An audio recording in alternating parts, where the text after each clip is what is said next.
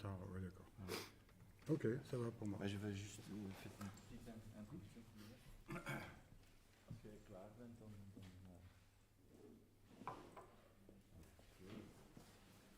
Okay, so good morning, everyone. Thank you for being here again. I'm expecting some more people to come in very soon, but we also have people at home live watching us. At least that's what we hope. This is the fourth day of Polyphonic Performance Spaces, the research festival here at the Koninklijk Conservatorium Brussels. And this is our second day of, and last, unfortunately, of our jazz days, which focused on analysis. Just a quick thing before I introduce our speaker for now. That is not it for us jazz people. Tomorrow we have another guest, Jesse Cox, who is a percussionist, a composer, arranger, was inspired by Cecil Taylor, Sun Ra. Some of his compositions were played by Sun Ra's orchestra, so he's certainly worth checking out as well. So, but that's for tomorrow.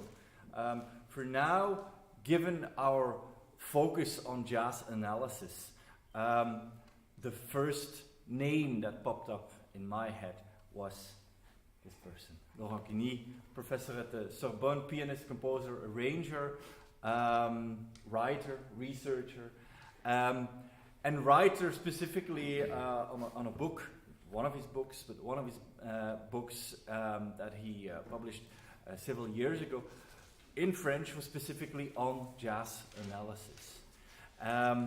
And in 2019, I think it was, this book was revised and was translated to English, allowing not just the French-speaking community, but everyone to share the specific insights of Professor Cugny on jazz analysis. The books are on order, both the French version and the English version, so very soon at our library you will be able to browse those books yourself. But by way of a teaser, we will have personal insights from the author. So please, the floor is yours. Thank you. Thank you.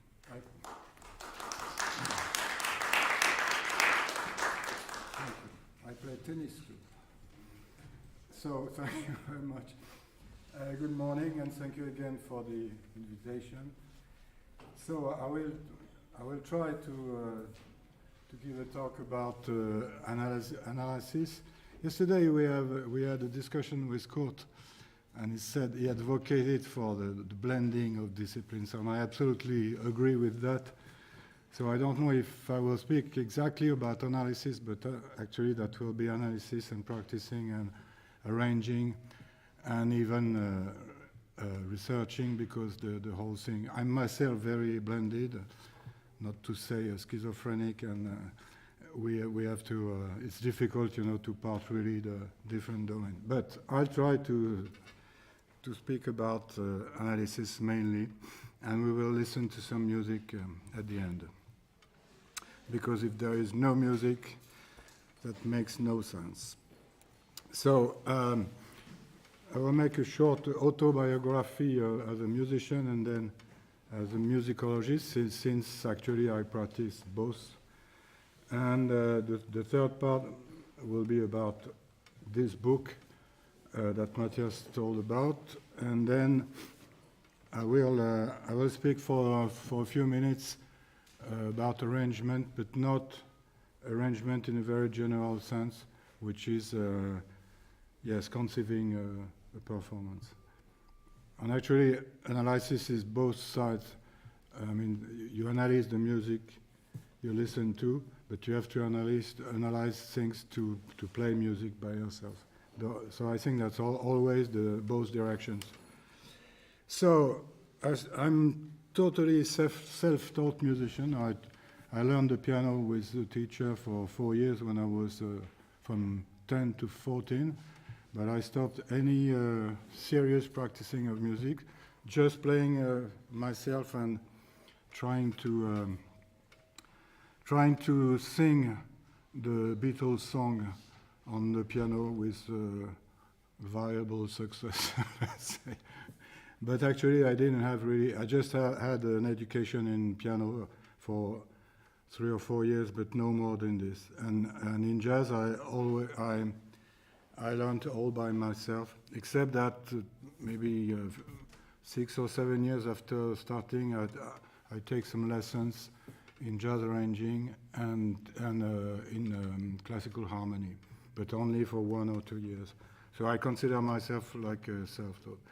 So I made my first record in 1981 and then another in 84, but actually I play the piano, I play trio sometimes, but I'm mainly an arranger, and this record were with big bands.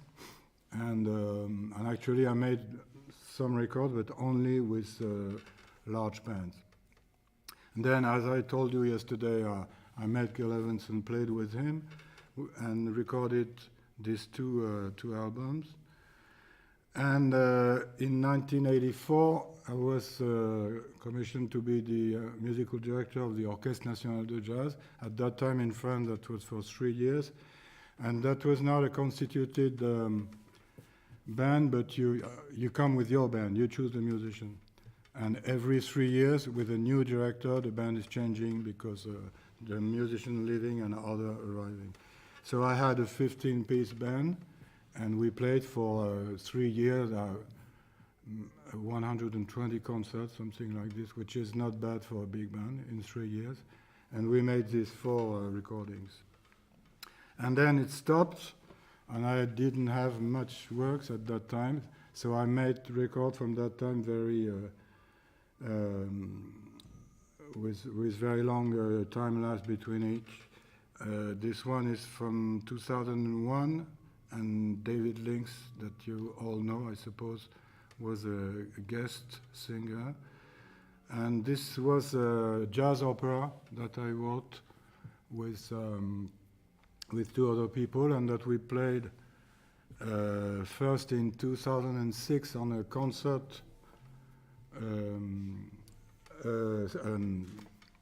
a stage format, and then the whole thing in 2015 in Angers and Nantes. And in 2014, I decided to put together a new band dedicated to the music of Gil Evans, and I called that the Gil Evans Paris Workshop. And we played for 4 years, but not much, maybe 20 concerts in 4 years, which is not much, but the destiny of big bands, I suppose. And we made that record. And I just put together another band, but we are only 10 this time, and we recorded last September. So, as a musicologist, actually, when I first wrote that musical biography of Gil Evans, but I was not in the academy at this time. That was just for myself. And actually, that was the pretext to meet Gil Evans. And that was translated in Japan. And then I wrote a book about the electric period of Miles Davis, 1968-65, which is my, I have 2 music of reference, if I can say, the Gil Evans music and the electric period of Miles Davis. And actually, the whole Miles Davis music, but especially this one that I like very much and I know quite well. And there was a new edition in 2019. And then after the end of the Orchestre National de Jazz, this was 1997, I didn't have really a lot to do, so I decided to write a PhD at Sorbonne University, which I completed in 2001, and actually that was the starting point of the book I will talk about in a few minutes. And then I became a professional musicologist, and only on side being a musician. Before I was a musician that wrote some books, and from that point I was a musicologist that plays some concert from time to time. That's the first occurrence of blending, you know. And I think I still need both, you know, playing and writing about music. To me, that's kind of ideal. And so a few years later, the thesis was enlarged to publish this book, Analyser le Jazz, and actually that was translated, but only 10 years later. And when I finished that, I was really fed up with analysis. That was too much. So at the time, I went to history, and we wrote this book with an Italian and Austrian scholar, about jazz in Europe. And then I was involved in a large project of writing a history of jazz in France. So we had this first book, which is a collective one, and then I started History of Jazz in France, and I planned to do that from 1918 to 1990, but actually I started writing it, and arriving at 1929, I had 600 pages. So I decided to part the book in 4 books, actually. And I started to work on the second one, and especially on Hugues Panassier, you know, one of the first jazz critics. And the paragraph was 150 pages, so I stopped and decided to make a book by itself. And at that point, I met an Italian scholar called Vincenzo Caporaletti, who created a theory called the theory of audio-tactile music. And I was very much interested in that. And I went in that direction and worked on that for several years. And so I let alone the history of jazz in France. And actually, that was a commission to... this is a spoken history of jazz in four cities. You know, that's for a large audience. That's not specialized, but I liked very much to do this, you know. Actually, that's the course I gave in Sorbonne University, and I enlarged it. And I love that to start from the beginning, you know. Just not just in history, but considering that people know nothing, and that's very interesting, and I think that's difficult too. And now I'm in a project that was about audio tactility, and I had to go in philosophy and music and ask myself what is musical work, which you can imagine is not an easy task to do. But actually I was in this direction, and I published that book, and I'm now writing and finishing the second one, which will be a critique of new musicology. And that's it. So, this book, as I told you, that's a very large book, 570 pages, which is probably too much, but the English version, the American version, is a concentrated one. When I proposed them, they said, okay, but you have to cut it from 1/3. So to go back from 570 to about 400. So there are some parts in the French version which are not in the American version. So I will talk to you about the French version. And here is it's divided in 3 parts. The work, that means the work of jazz, what are we talking about? Parameters, which are, of course, harmony, melody, rhythm, and form, and sound. And then a general consideration on analysis plus a conclusion. So this is the table of contents. This first part about the work of jazz. First, actually, what is jazz? Can we give a definition of it? You know, that's a very disputed question. And finally, I gave a definition, which is probably not good, but not so bad, I hope. And then the work of jazz, what are we talking about? And of course, that's the question of recordings, mainly. What do we analyze? And I think we analyze records, actually. So this chapter is about this question. And then elementary notions. What are really the parameters in jazz? What is the structure? What is the framing? What is the composition? What is arrangement? how work is structured. And this part I will develop in a few minutes. And then the structuration of the work of jazz. The second part is about parameters. Generally is about harmony.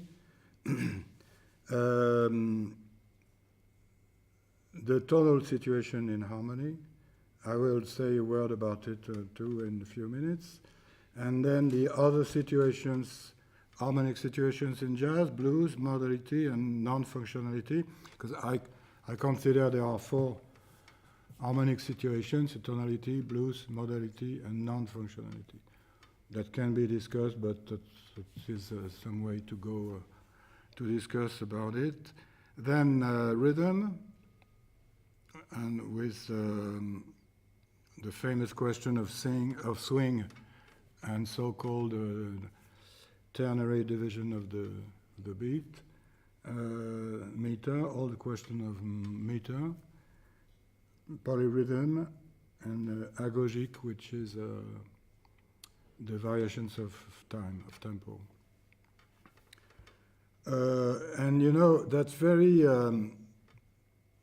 revelating. I think I had 3 chapters on harmony, 1 on rhythm, and 1 for the 3 other parameters. And I think that's a real problem, that you can talk from harmony from hours and hours, and it's much more difficult to talk about melody. But the problem is when you play, probably the melody is the most important thing. But we don't have much to say about it. I consider the things like that. And then the third part was about analysis itself. So I made a short history of analysis, jazz analysis, of course. And all the problems tied to transcription. And you know there are a lot of problems raised by transcription. And then the analysis of the improvised solo, I will say a word about it. And then all the different theories of analysis that I could find in books, imported, that means some theories that were conceived for classical music, written music, and that was imported in jazz, for example, Schenkerian analysis. You know, there is Schenkerian analysis of jazz, and there are some others.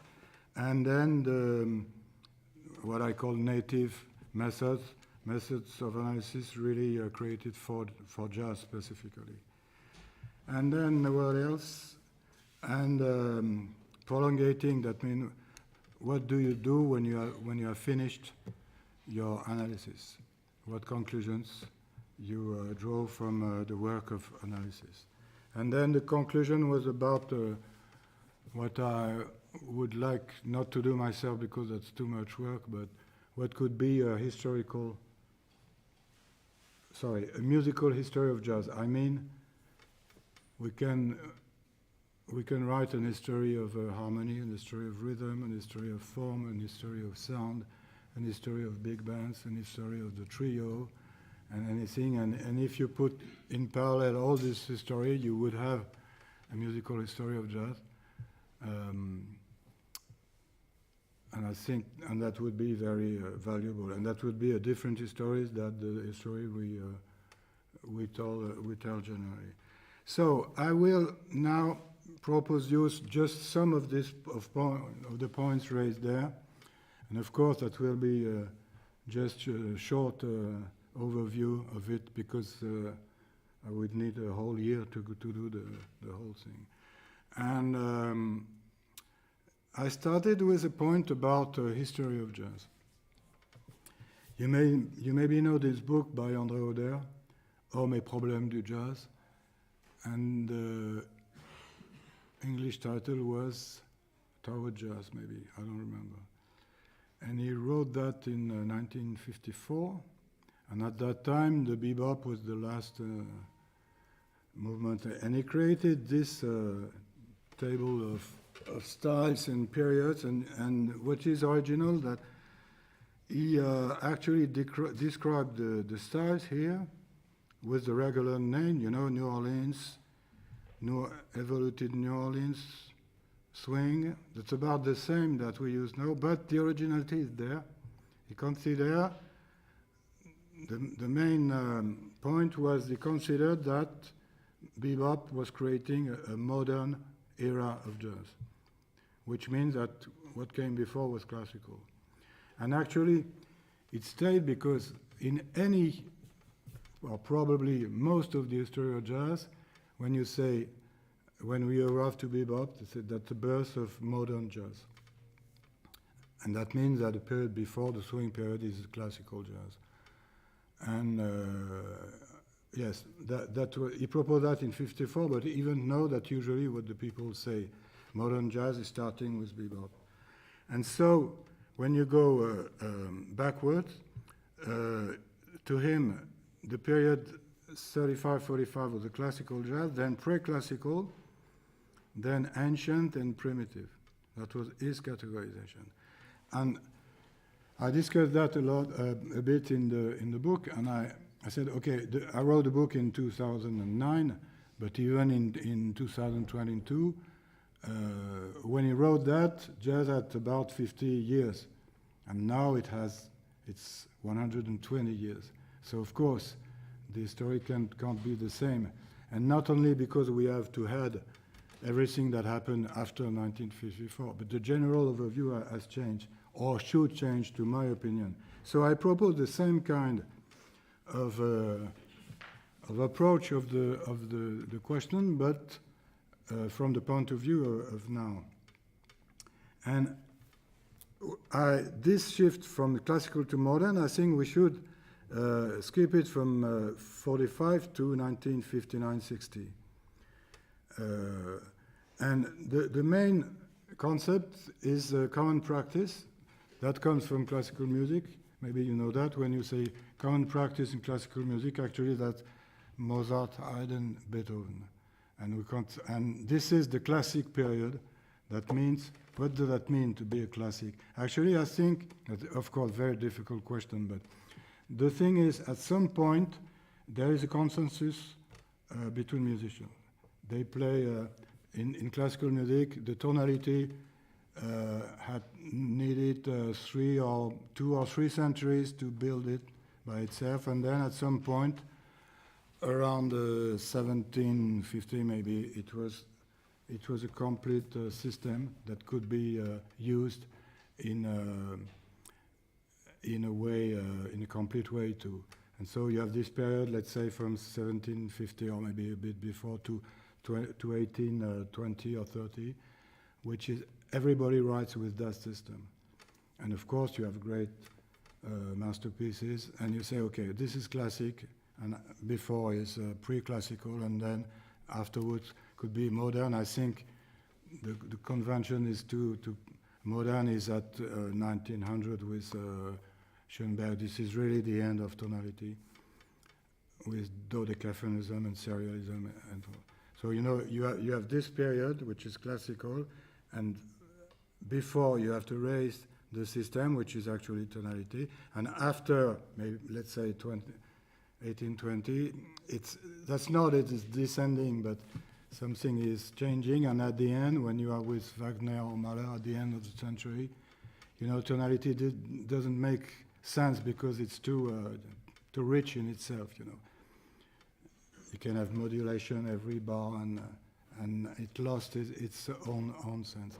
And I consider that something approaching happened in jazz, and usually people don't like too much this kind of approach because the discussion, a lot of people think that's an Afro-American music and that has nothing to do with classical music, and we should think it in a whole different way. I don't agree with this position. To me, there is no real reason to tabula rasa, to start from scratch. There is a theory of music from centuries and centuries, and why couldn't we use that? To me, that's not a problem. But you know that a lot of people don't agree with this position. So the idea transposed to jazz is there is a common practice from 1930 to 1960 about. What does that mean? Everyone is playing a mix of tonality and blues. I talk for the harmony. everyone is playing the 4/4 bar, and everyone is playing a kind of walking bass and chabada and ting-a-ding. Everyone is playing the standards with mainly ABA and ABAC forms, or the blues. And everyone is playing with the rhythm section. Of course, not everyone, but most of the people. And so when you, from 1930, when you say you will play jazz, probably you will play this. Either the blues or you play the standard or the blues, and this form, this rhythm, this way of playing. But that didn't arrive all complete, you know. It took some time to build this system. And from 1960, a lot of things changed. So I consider this is the common practice, and before, that's the period when it's building itself. Musicians are building it, of course.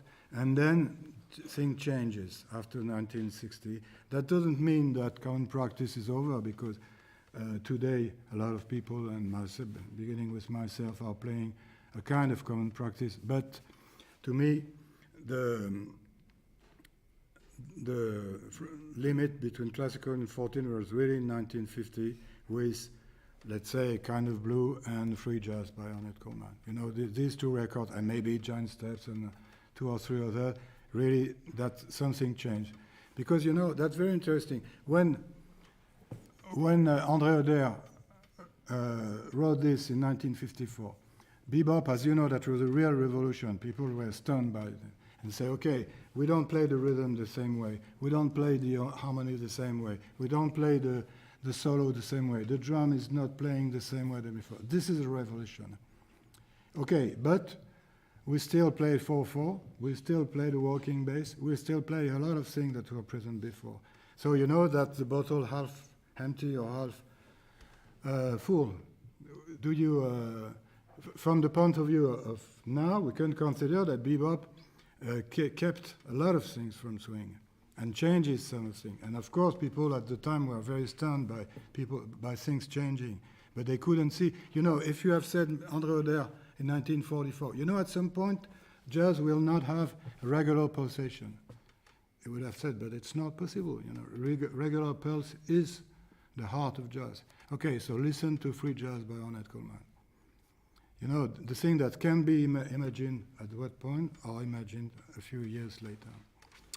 So, and if we go back, I think the same period of, yes, let's say from 90 years, can be, no, sorry. Yes, the common practice period will be a classical period for the reason I tried to explain. And before you have from 90 to 1930 a pre-classical, so all elements are putting together, for example, swing, the solo, the rhythm section, everything. And before could be, I wouldn't say primitive now because this word is no more politically correct, but let's say a prehistory, it's better than primitive. And in the other, and after this modern, I think 1960 to 65 is a modern period with first free jazz and modal jazz, which are parallel in the 60s, and jazz rock. And to my opinion, something really changes around 1975. That means the history of styles, you know, you go from swing to New Orleans, to Chicago jazz, to swing, to bebop, to cool jazz, to hard bop, to free jazz and modal jazz, to jazz rock. Okay, it works quite well, not perfectly, but you can tell the story this way. But when you rush to 75, that's over. There is no main style, but you have a lot of, not even styles, a lot of people playing very different stuff, and you can say this is the thing, this is Charlie Parker, Dizzy Gillespie, this is the main style of this period. It's impossible from 75. You have a kind of exploding of the landscape. So the history from 1965 to now is not so easy to tell, but I'm sure you can't tell it the same way than before. Okay, that was just a short insight about history, first element of the blending, because of course, as you know, theory or analysis without history is not worth it. Then let's go to a bit of analysis. So I started with this distinction in moments and levels. Moments are the horizontal, the time. This is the recording process. So this is the moment where you press the key play or record, and the one we press the key off. And actually, we have three moments: the pre-performance, and for analysis, that will be all we decide before playing, before recording. The performance moment, which is all what is happening during the performance. And then the post-performance, that means a lot of things could happen after you press the off key because of post-production. You can make editing, you can make re-recording, and the master is coming after this moment, and not as it was the case, let's say, until the 50s, let's say, or when you stop the recording, that's it. You decide to release it or not, but you can't change it anymore. And of course, with the multi-track afterwards, it was different. So that is the chronological moments, and in the other direction, you can make you can distinguish levels, because you have the surface. You know that the vocabulary actually of Schenkerian analysis. Surface is what you hear. That's all the elements, the events of music. And then when you want to okay, you realize that there are a lot of different events chaining, and then you can group them in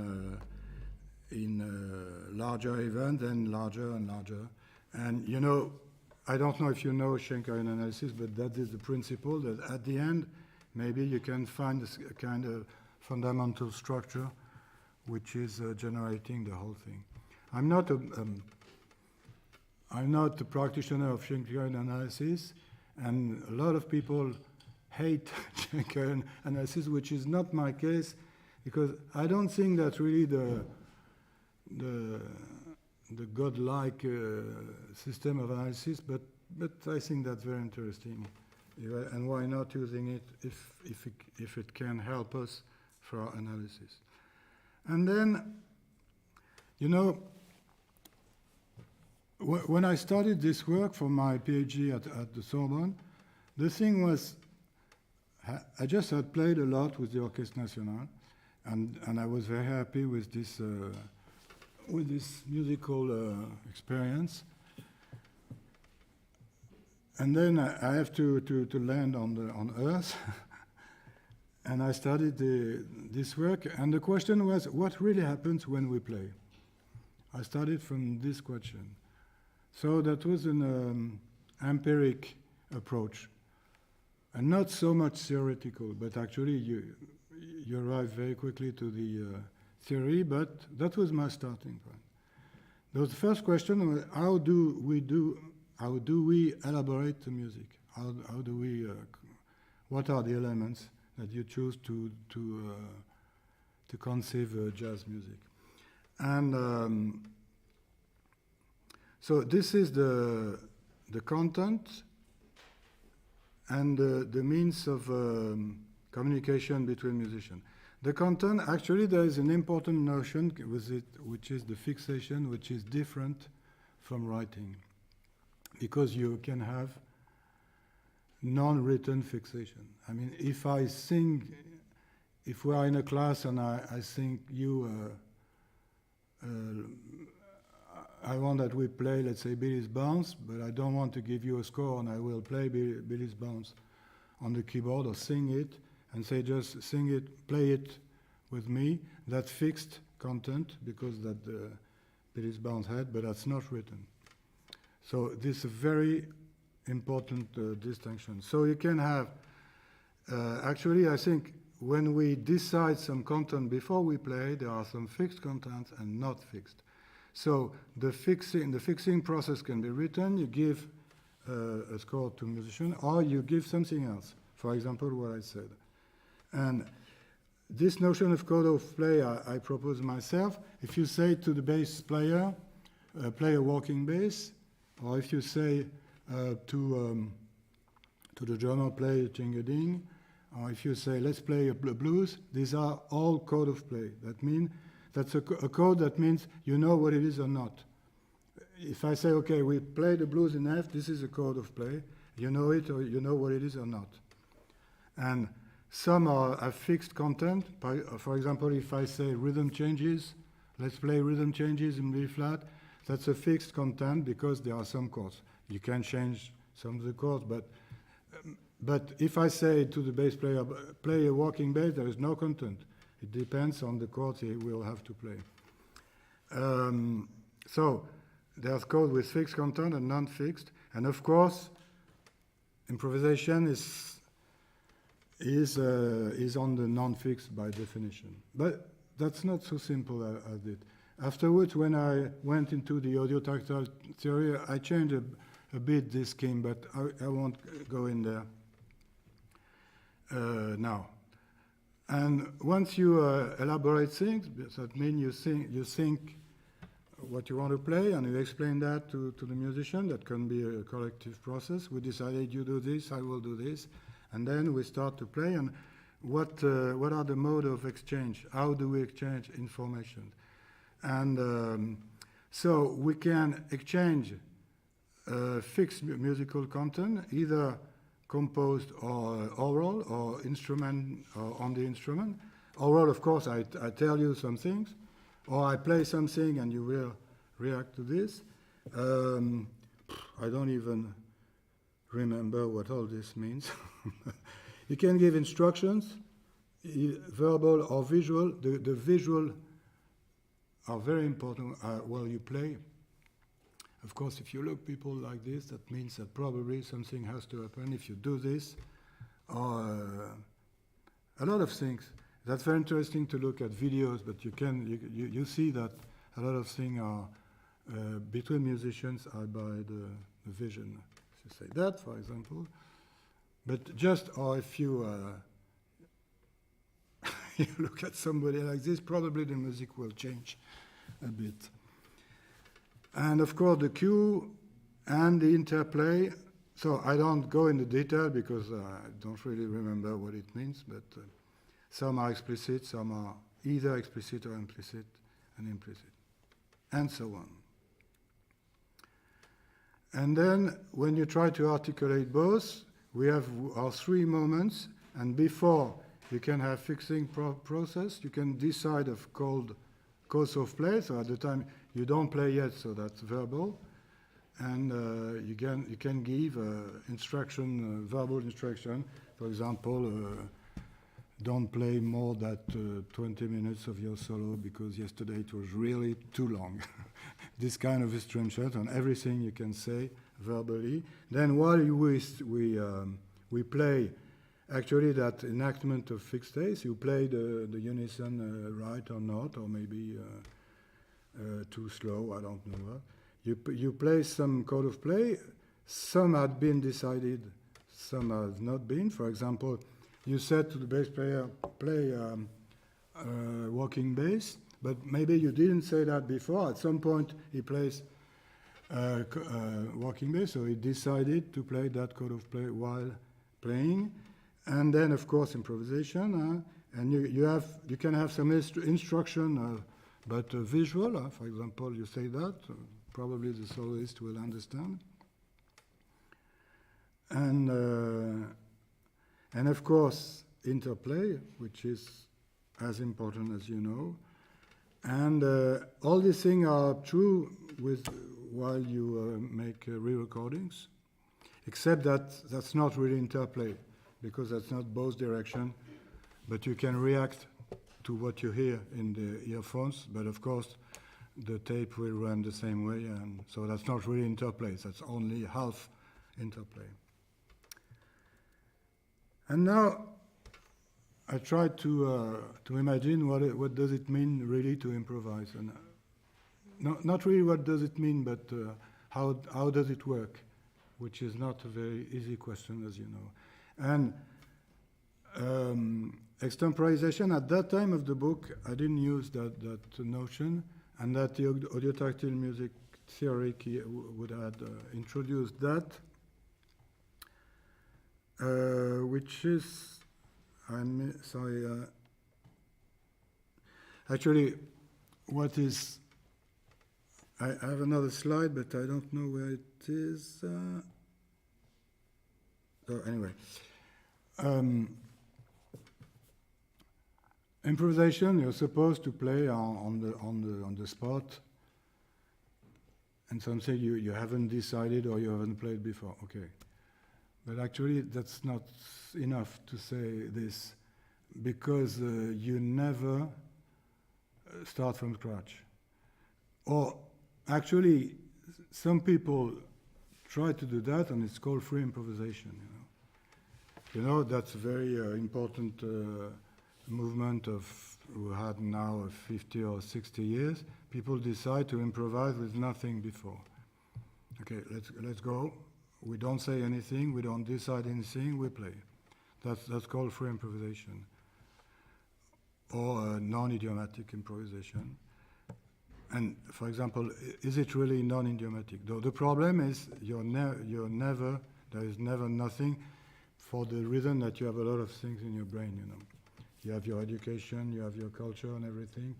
Maybe only the baby, just at the first seconds of his life, could be absolutely with no music, and even him or her listen to music before his birth.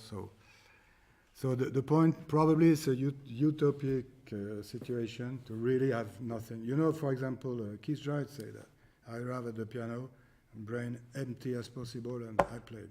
And actually, he plays C major, and not plof. Kenny Wheeler has this kind of discourse, you know. You have to forget all what you know, but actually that's not really possible. So probably the 0% is not possible. And on the other side, you have 100%, which is no improvisation at all. Everything is written, which is in jazz, actually doesn't exist. So the fact is all the time we are in between, at some point in between, with some elements decide, but not much, to a lot of things decide. And that is extemporization. Extemporization is starting from a content which is more or less elaborated, and you improvise from this content. So that's not really improvisation. And now I use both terms, improvisation and extemporization, to make the difference. And actually I always speak of extemporization because this is the jazz situation. Improvisation exists only in the free improvisation situation. So I was inspired by a cognitivist psychologist called Jeff Pressing, and he did a cognitive model for making music, and I used that to adapt it for jazz. And he said there is two parts of it, the referent and the next one is the I now called it the competence base, but that was not the original expression, but I don't remember it. So what is the referent? So let's suppose we shall play, but we have a content. We decided which tune we play and some elements, maybe the order of the solos. So we have a material, you have a composition, either only a blues with 2 or 3 bars written, or a whole composition. An arrangement in the enlarged sense, that means, for example, you decided the order of the solos, maybe you write coda or interlude. And then the material is a fixed state, call of play, and some instructions. And of course, you have the material of melody, harmony, rhythm, form, so on. That's all that compose the material side. And there is a context. You play in a trio or a big band or in a quintet. You play with drums or no drums, with bass or maybe no bass. The people involved, of course, it's fundamental. You play with this musician and not other one, and as you know in jazz, that's absolutely maybe the main question. And you have a concrete situation. You play in a jazz club in Brussels or in Carnegie Hall, and the PA system is terrible. The piano is not good, or the acoustic is very good. This is the concrete situation. And then that's to me the very interesting side. You have a competence base. I can't remember. I think he said the knowledge base, and when I thought of it, I think there was not only knowledge. So that means what you have in the brain, in your musical brain, when you arrive to play that gig. You have some knowledge. You know some theory. But that's only theory. That don't mean you are able to play that. But you know what is a C minor chord. And chords of play. If somebody say we play the blues in F, okay, I know what it is. If somebody says you play the walking bass, okay, I think I know what it is. This is the knowledge. And then the techniques. You have some instrumental technique. You have some rhythmic technique. For example, you are able to play a 5/4 bar, or you're able to play some polyrhythm, or not. You have a technique harmonic. You know how to realize the chords from figuring and everything. The formal, it's important. For example, if you play So What, you have the notion of the 8 bars on the same chord, and you're used to that, so you know you don't have to count every bar to know that the end of the 8, that was the beginning of the second strain and everything. And of course, the chords of play, you know, to realize all these things. Then you have your vocabulary, which is something else. The melodic patterns, this thing of paths and licks, it's a book of Henry Martin about Charlie Parker. When he made the difference between both, and I have to say I don't really exactly remember what the difference is between both. But of course, that's your favorite licks. The paths I don't remember, sorry. Then you have your harmonic vocabulary, rhythmic, and sound vocabulary, which is very important, as you know. You have your own sound, and you have and you can change your sound in some opportunities and everything. And then you have the culture, repertoire. The repertoire you can play. Let's say we play Billy's Bounce. You can play it or not. You know it or not. And then you have the repertoire you heard before, all that you have heard and which is part of your musical culture, even if you don't know to play it. You know, you know what the Rite of Spring is, but maybe you can't play it. Yeah, probably. And but that's part of your culture, and maybe at some point that can intervene in the way you play. And the mental template is a very interesting notion that I picked from a great Africanist ethnomusicologist called Gerard Kubik, and he wrote that really great book called Africa and the Blues.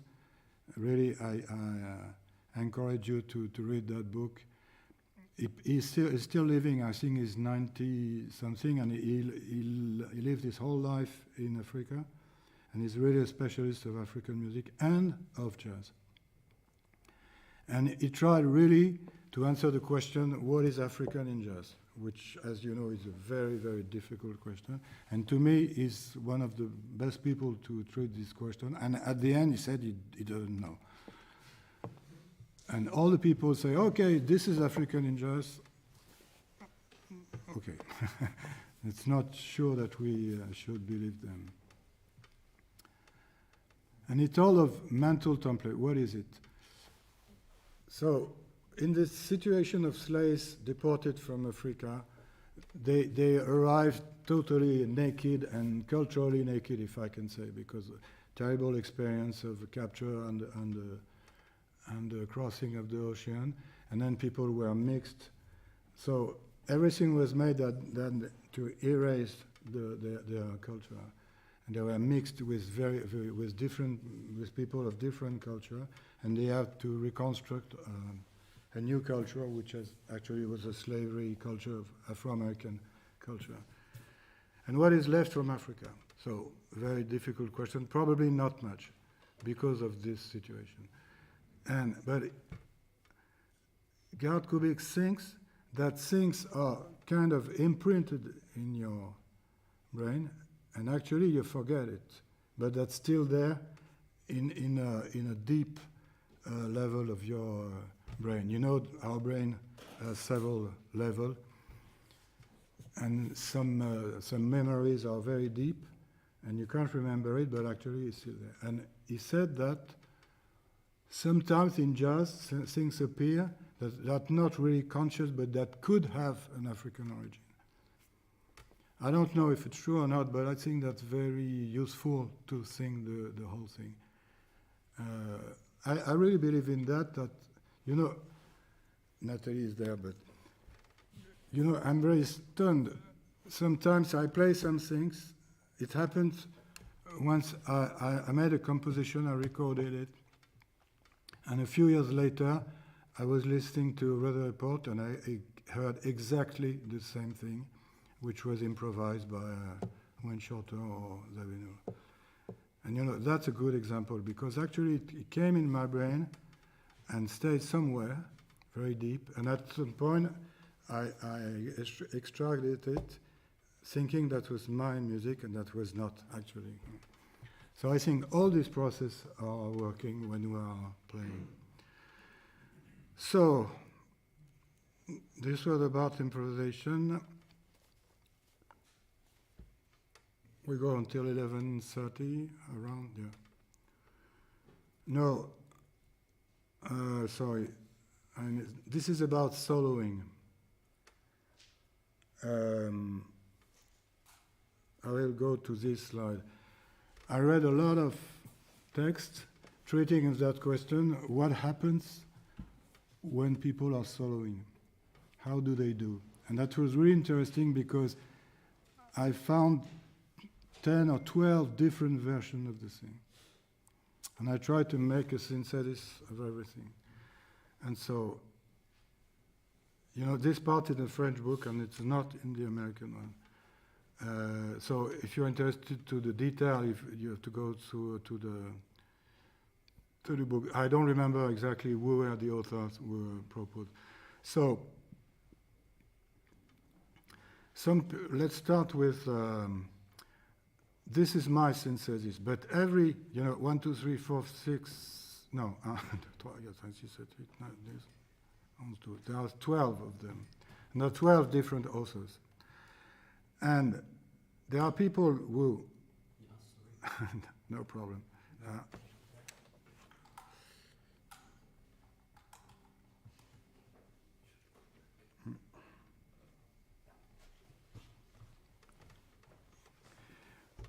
Okay, people that think that when someone is soloing, he has a referent, and people think there is no referent. So let's start from the.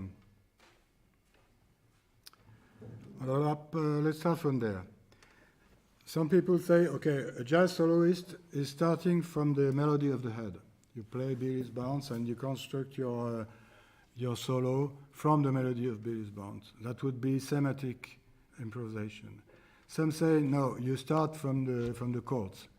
That's a harmonic improvisation. Some say you start from the structure. You play A, B, E, and actually that was the element structuring the solo. That's a schematic improvisation. Formulaic that was a book by Thomas Owens. I don't remember the title of the book, but it's analyzed 300 solos by Charlie Parker, maybe all of them. And he found that he had about 150 licks. And all his solos are a combination of all these licks. You know, short formulas of a few notes. So he considered that Charlie Parker is doing a formulaic improvisation. That means you have your 150 Legos pieces, and you just construct a solo with all these pieces. And really, this book is very impressive because it works, you know. That doesn't mean that Charlie Parker is only, that's much more complicated than this. But you can analyze his solo this way. You can have an interactional analysis. That means that's an example of both directions. You can analyze the solos this way, but you can decide to play solo this way. So that's useful in the two situations. Interactional, say actually you structure your solo in the interaction with the other musicians, which of course I hope is true. It's supposed to be true.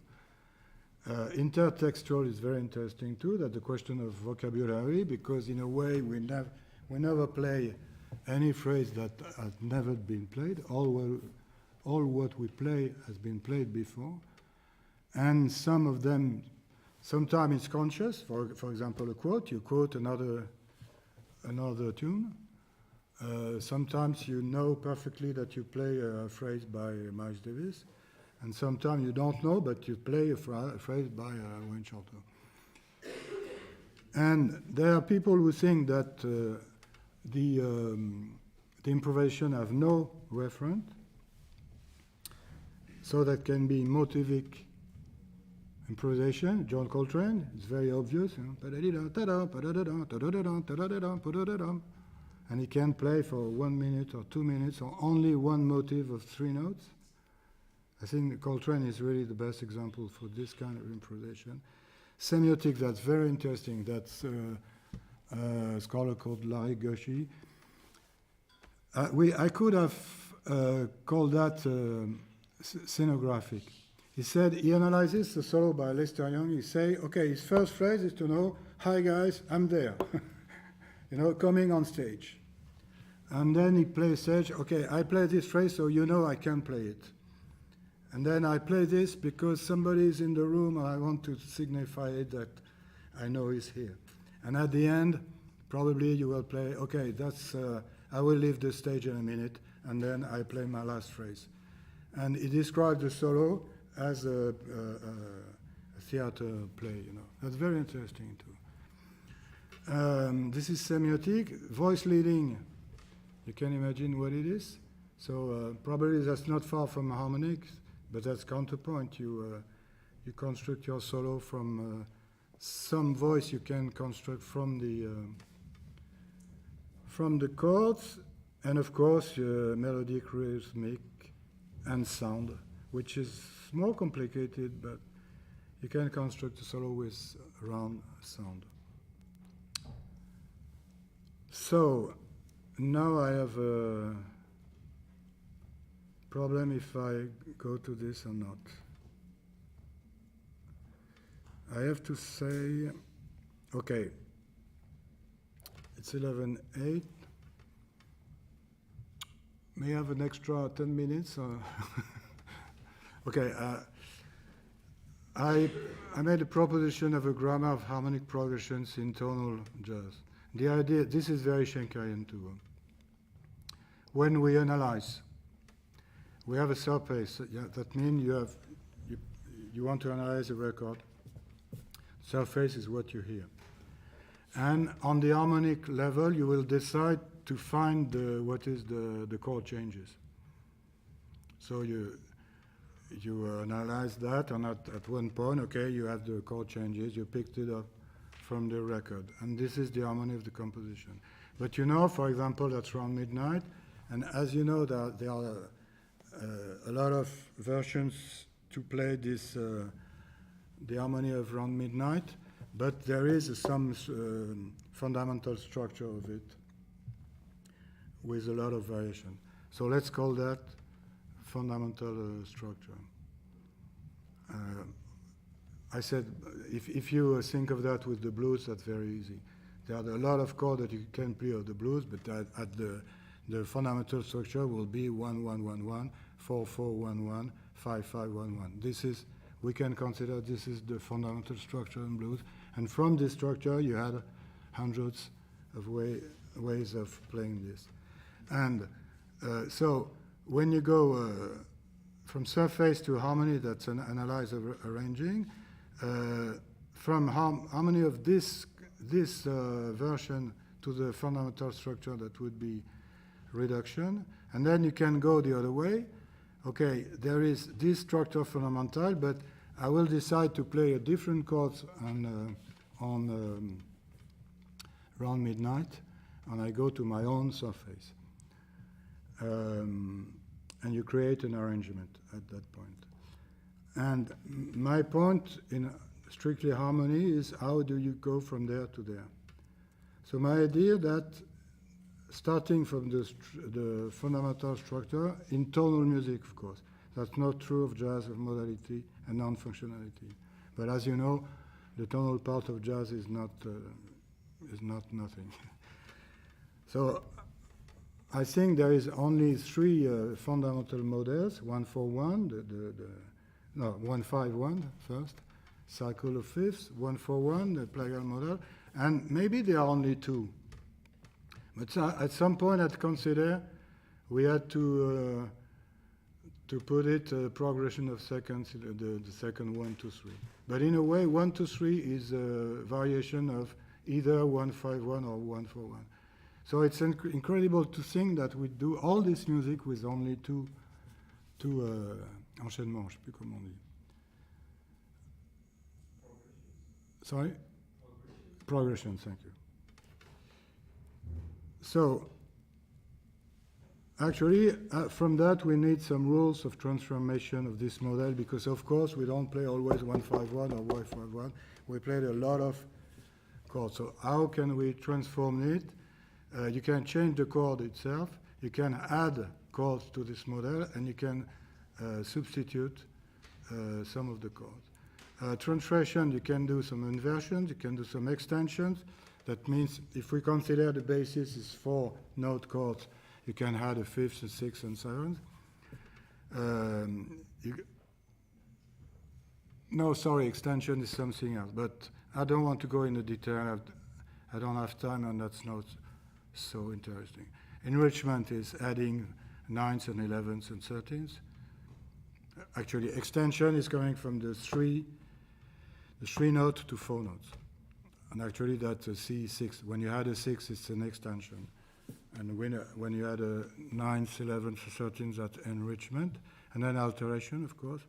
Then you can add chords by cycle of fifths. So instead of play 1-5-1, you will play 1-2-5-1, and maybe 1-6-2-5-1. But actually, you add a chord in this logic of cycle of fifths. You can add by plagal.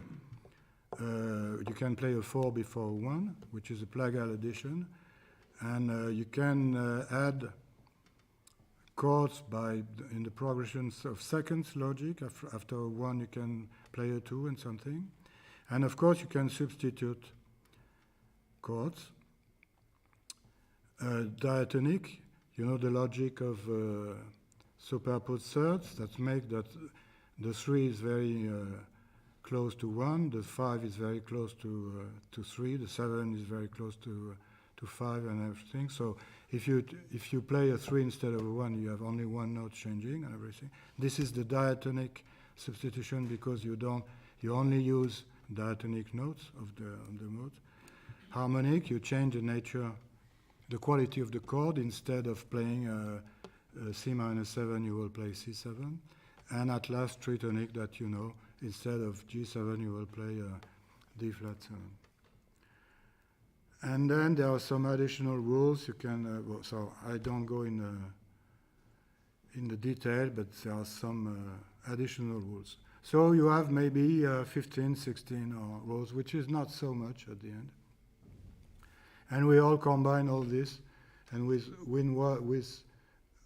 1-5-1, we can have 1,000 different versions of it, using all these rules. For example, this is the Beloved's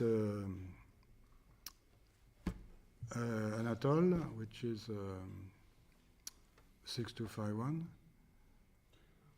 What? I don't hear. So, if you actually a level is missing because the real level is 151. You first add these two chords, then you made an extension of this one, then you make harmonic substitution of this one, then you make tritonic substitution of these three ones, and then you make harmonic substitution, you change the quality of the sound, and you go to this. So just to explain you the way we use that. And you can go, of course, the idea that you hear these chords, and that's a strange progression, but okay, I understand that actually that's only 151, because I know that all the stage, and I go back to the fundamental structure, and I will decide to play something else. Because if you don't know the thing, you have to play these four chords and nothing else. For example, if you do that on the beginning of Easy Living with that progression, that's very interesting because you can analyze it several different ways. But if we consider that actually that's a 1, 2, 3 progression, I do it this way. But of course, at first I did it the other way. So you have this thing, you have to add two chords by a cycle of fifths, but actually you consider this is yes, it's more complicated, but let's consider it this. You make a diatonic substitution. You play a 1 instead of a 3, while in F major. And then you make an inversion, and then you make a substitution, harmonic substitution. These both chords, you change their qualities. You made an alteration of it on both, and then you suppress the root, and you arrive to this. Okay, I don't play that, but you can hear it, of course. And this part is actually a 1, 4, 1. If you start from it, you have first to make an extension on both chords, then inversion, then you add a chord with a cycle of fifth principle, then another one here, then you make a harmonic substitution, and you add another chord. This one is very complicated, but actually that's a modification of, so it's a minorization of the 4. Actually, that should be B flat minor, and you make an inversion, and you go to B flat 6, and it becomes E flat 7. And the last is coming back to a diatonic, to harmonic substitution. So, and the same for my romance, but I won't do that. You have understood the thing. And I will stop that for the analyze part, but maybe we'll have some question afterward. I would like to just play some music and talk for a minute about arrangement, but in the sense of conceiving a performance from an example. I had 3 examples. This is the slide I was looking for. When you arrive, you want to play, I think the main decision are about sound and material. The first decision, the most important, is what kind of lineup you will have, what instruments, and who will play them. That's the first decision, which is the most important, of course. You're going to say, the point is to play my composition, and it doesn't matter if it's only a flute or a big band. Of course, that's absurd to think this way.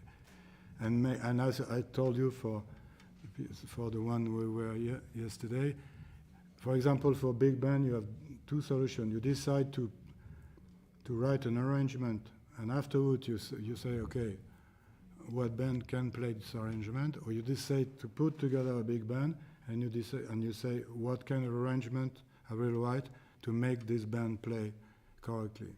And of course, you understood I'm on that side of the thing. And of course, that Duke Ellington was the first to really.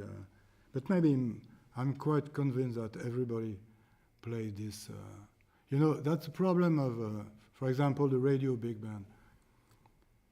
I was commissioned once at the Norddeutsche Rundfunk in Hamburg. And that was a great band, really. But you know, I was really happy to work with them, but I was happy to go back and play with my band afterwards, because they were a really nice player and very cooperative. Everything was nice, but that was not the band for my music, you know. That they could play that very properly, no problem, you know. Well, I think you understand. So, and for example, and starting from that, you had a lot of questions. One of them, and I'm concerned a lot by this one, is will you use electrical instruments or acoustic instruments, or will you mix it and that change everything? That's a very important decision to make. And then what material, and I will give only one example. I would have liked to give several, but I don't have time. And will you use a original composition or make a cover version of a standard or everything? So I would have liked to give you these examples of a song by Diederik Wissos, who was there yesterday. And I made an arrangement. He wrote that for David Links. And he recorded that 1993, and unfortunately the internet was not working and I couldn't download it. And I would have liked to play that, the both versions. But anyway, I don't have time yet, so I would have liked to make the same, but I won't. A Joni Mitchell song that I arranged, and David sang that, and I really loved this recording. But I will do that from... We shall listen to 3 versions of it. Yes, and explain what happens between both. The first one is Joni Mitchell in 1970. She's 27 years old. I won't play the whole song, but to give you an idea.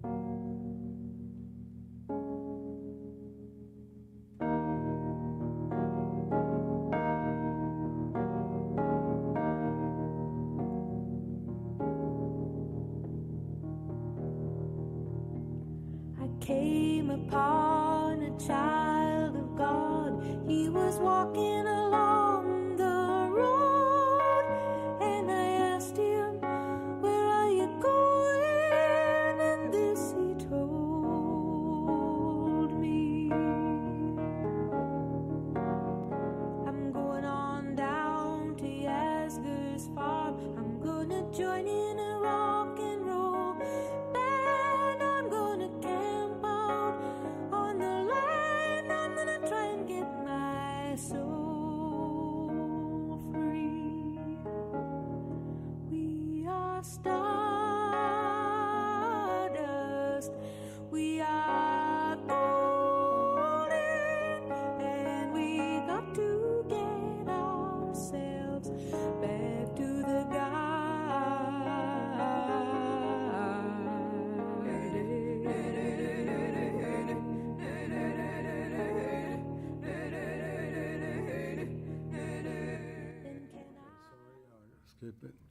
So, why did I tell you his age? Because you will see that's an important element.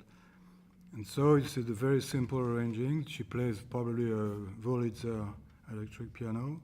Probably she played it herself, and only her singing, and at some point additional voices are coming. And then 32 years later, she decides to make a record with a very large band. There is a big band, plus almost symphonic, probably 80 people playing, or 70 or 80 people. And that was Vince Mendoza writing the arrangement.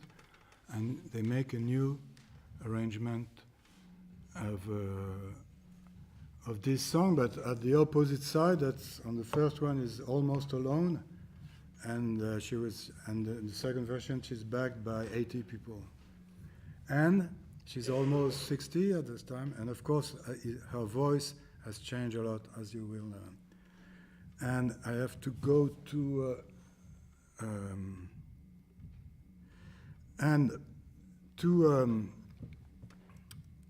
and I decided to I love that version, of course. We should work only on music we love. And I decided to transcribe this phrasing because I think it's very interesting. And you know, she's not considered as a jazz singer, she's a pop singer. But to me, she's a jazz singer not only because she played with some jazz players, Mingus and Jaco Pastorius, Pat Metheny, but she has really these things of jazz singer, which is the phrasing. And I really wanted to transcribe it. So I will play the second version, the orchestral version, and showing the transcription of her phrasing. So, sorry.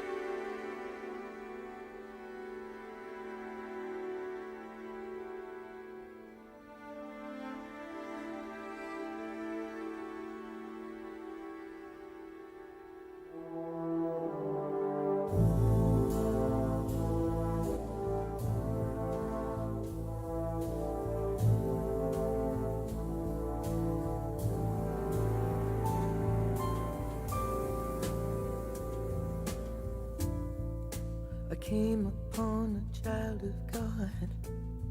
He was walking along the road, and I asked him, "Where are you going?" This is what he told me.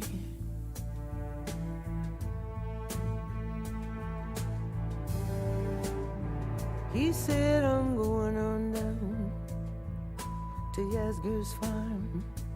I'm gonna join in a rock and roll band. I'm gonna camp out on the land and try and get my soul free." He said, "We're stardust." He said,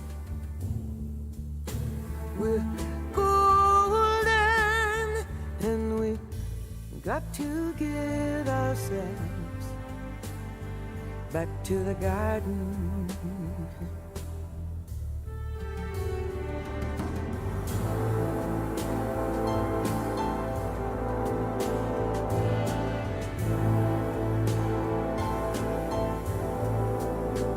I asked him, "Can I walk beside you? I've come here to lose the smog. I feel like I'm a cog in something turning, round and round and round." Well, maybe it's just the time of year Or maybe it's the time of man. I don't know who I am, but life is for learning.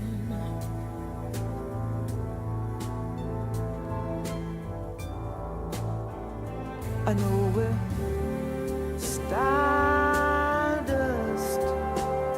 I think we're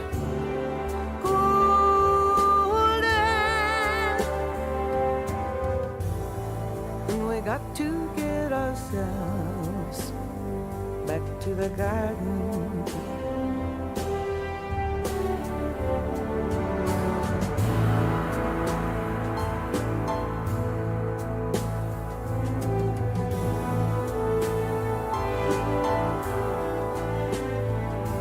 By the time we got to Woodstock, we were 500,000 strong, and everywhere you looked there was song and celebration.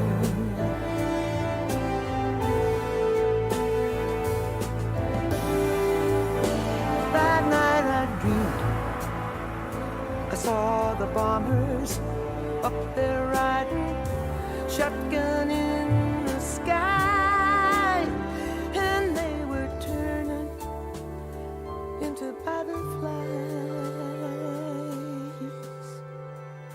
up above our nation.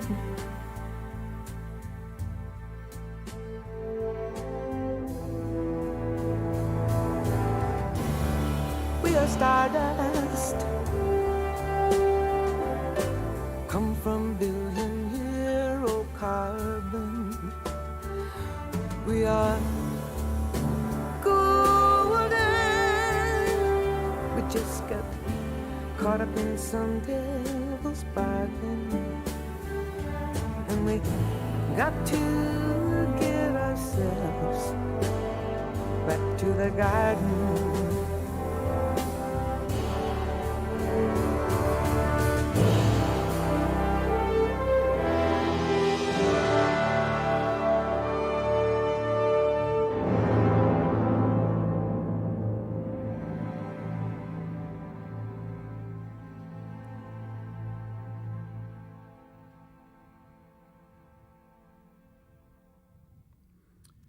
Okay, so you notice, of course, the voice has changed a lot. It's much more deeper and low.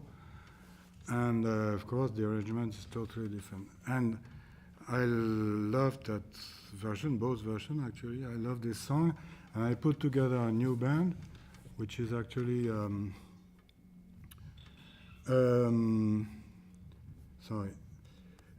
which is actually... an all-electric band, not all electric, but mostly electric, with 2 drums and 2 Fender Rhodes and 1 Hammond organ, bass, and 3 woodwinds. And I wonder, how could I play these songs from this arrangement, or maybe the other? And I had a lot of solution. And that was not an easy one, because you can imagine something, and sometimes it works, and most of the time it doesn't work. And you know that only once you've played it. And it happened that we made a record last September with no rehearsal. So that was my decision. We had 2 days, and I just came with a dozen arrangements, and we played it from the rehearsal. And we tried this one, and actually it worked, and you will see that I gave them this transcription, and I asked us to 3 of them to play that unison. And let's see what happened. And actually we will see that, because I have a video of it, and I will play it.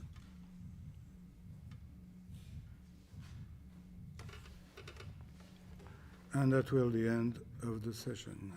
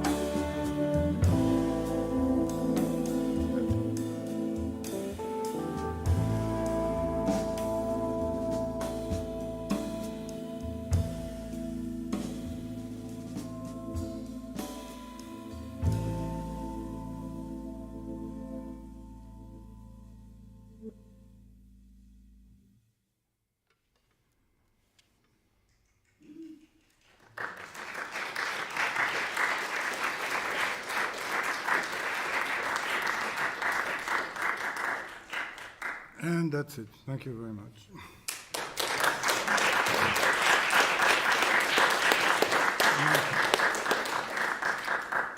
Thank you very much for your very insightful presentation. It was great to to see all of your insights on improvisation, on the relationship between playing and the audience as well. And I think it was a real nice cherry on the top to end with this performance of your arrangement of Joni Mitchell's song. We have a roundtable coming up, but I do want to give you the opportunity to, before the roundtable already starts, just a few questions, like 5 minutes questions, if there are any.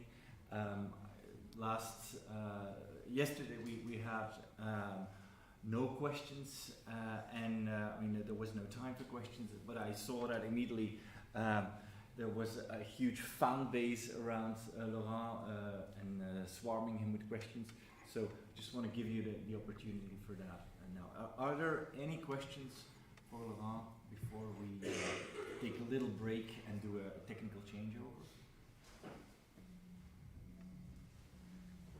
I had one question actually about 1975. You said that music didn't change every 10 years like before.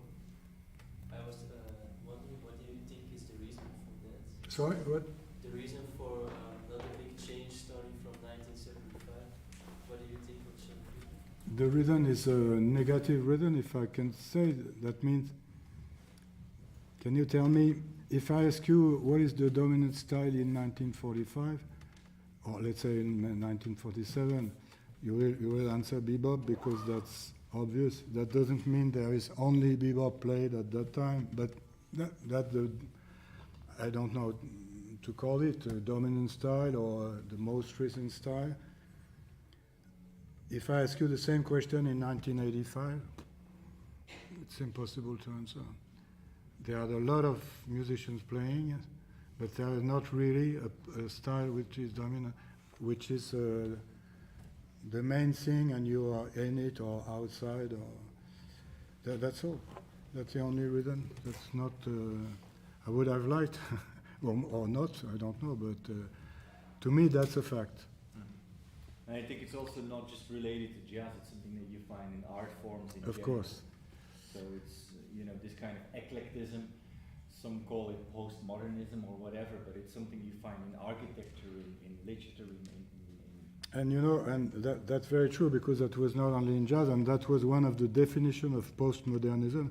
That's the reason why I call it this way, because the postmodernism is, I won't go in a course on postmodernism, but modernism is exactly this, the thing that things are coming after the precedent thing and going to the next one with a kind of logic of evolution. And postmodernism said, okay, we stop that, and that's all different things, and no one of them is the main thing, And Jean-François Lyotard, he was the philosopher who created this word, postmodernism. And actually, as Matthias said, you can find that not only in the art, but that's a postmodern period. That was because 1925 is now almost 50 years ago, so I don't know if we are in the same situation today, but it will be too complicated to treat it that today. Okay. Have any? Yeah. Okay. Raphael. What could be like a not to do situation for a composer or an arranger? What? Like something you should absolutely avoid as a composer, or looking at your career. Must that not be the case often? It must have happened sometime that you realize the way you wrote music for the band does not work. So how do you proceed? I don't think of something really, I'm sure, to want to avoid, but that's really a process of trial and success or not. All the band I did, I came with with 10 arrangements, and we played the 10, and 3 are really not working, and you realize that after the first performance of it, And it's very, but I will do the same mistakes the next time because I don't really know. For example, is this tune.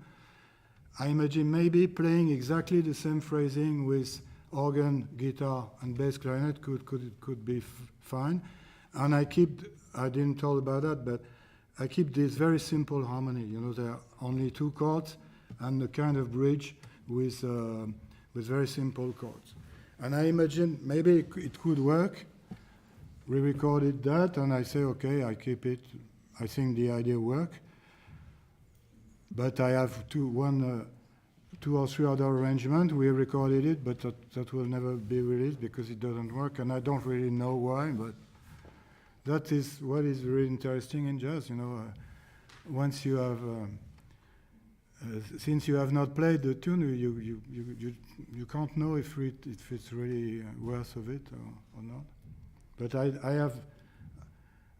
don't have things that avoid, except playing with people I don't like. But you know, there is nothing to avoid by principle. I don't think so.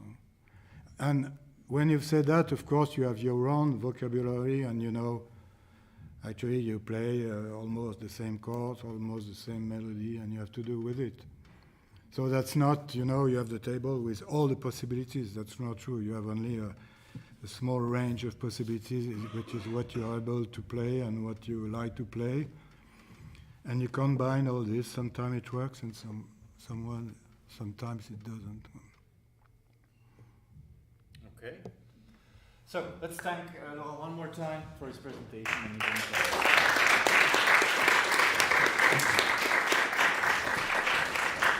So we're not leaving yet. Of course, we cannot keep you here, but the idea is that in about 15 to 20 minutes we'll have our round table. Then we'll have also Kurt and Michel or Michelino join us, but also you're also part of the round table.